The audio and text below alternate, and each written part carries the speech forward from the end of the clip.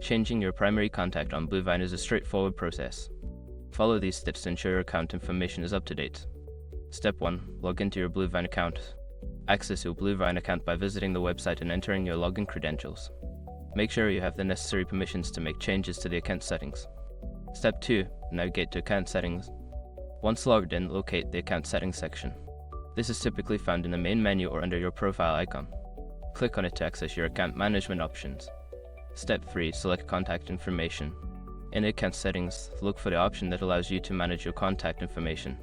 This section will display the current primary contact details associated with your account.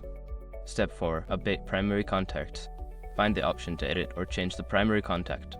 Enter the new contact details, including name, email address, and phone number. Ensure that all information is accurate before proceeding. Step 5. Save changes. After updating the contact information, look for a Save or Confirm button. Click it to finalize the changes.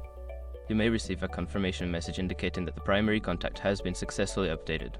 By following these steps, you can easily change your primary contact on Bluevine.